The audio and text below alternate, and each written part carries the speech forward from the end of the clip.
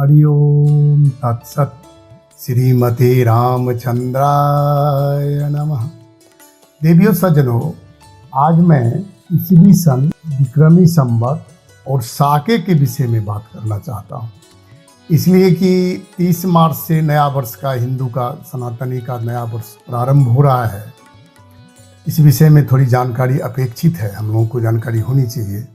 और ये शुद्ध संयोग की बात है कि 29 मार्च 2025 को शनिवार को शनि अमावस्या है और उसी दिन शनि ग्रह भी राशि परिवर्तन कर रहे हैं और उसी दिन विक्रम संवत 2081 का समापन, मतलब समाप्त, उसी दिन समाप्त भी हो रहा है।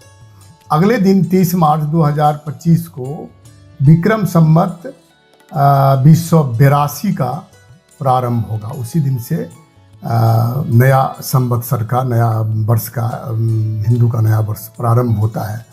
और सन जो है अंग्रेजी सन, इसे 2025 का प्रारंभ 1 जनवरी से होता है। तो ईस्वी सन को तो सन बोलते हैं, जैसे जो अंग्रेजों ने लाया था। जैसे अभी हम लोग जिसका ज़्यादा से ज़्यादा प्रयोग करते हैं, जनवरी, फरवरी, मार्च, जनवरी से शुरू होता है।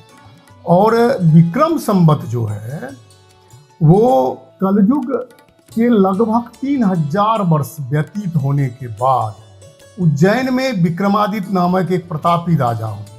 उन्होंने विदेशी शकों को परास्त कर वहाँ अपना शासन स्थापित किया और उसी के उपलक्ष्य में उन्होंने शक विक्रमी संवत का शुरू किया।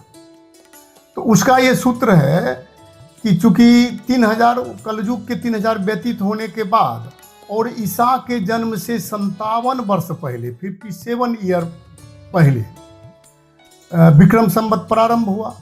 तो अंग्रेजी का जितना ईस्वी होता है उसमें अगर 57 जोड़ दीजिए, जैसे अभी 2024 चल रहा है कि 2024 में 57 जोड़िएगा तो 2081 हो जाएगा, ये विक्रम संवत हो गया।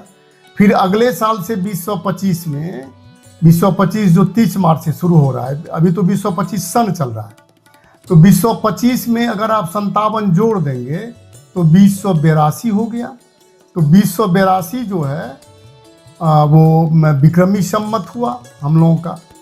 जब पंचांग आप पढ़ेंगे तो उसमें विक्रमी संवत, सन और साके, हिजरी, बंगाली, ये सब का उसमें दिया हुआ रहता है। सबका अलग अलग अपना मापदंड है, अलग अलग उन लोगों का गणना है, लेकिन अपने सनातन का ठीक इसी तरह शक संवत होता है। तो शक संवत जो है भारत सरकार ने उसी को लिया है। शक संवत को भारत सरकार ने ग्रहण किया है। जो राष्ट्रीय पंचांग है उसमें शक का जिक्र होता है। तो एक विक्रमादित्य राजा के बाद जो शक विक्रम संवत चलाया गया, 135 वर्ष के बाद, क्राइस्ट के 78 वर्ष बाद भारत में शालिवाहन नामक राजा हुए। उन्होंने शक संवत की स्थापना की, जिसे साके कहते हैं।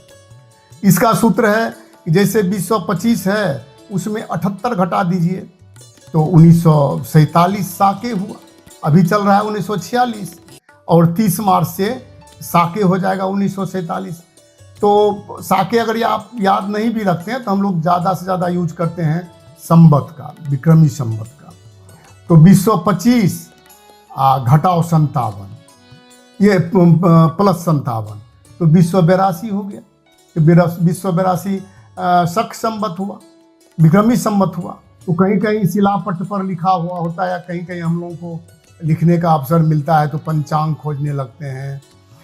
तिथि के विषय में तो खोजना ही पड़ता है, क्योंकि अक्सर हम लोग पंचांग देखते नहीं हैं।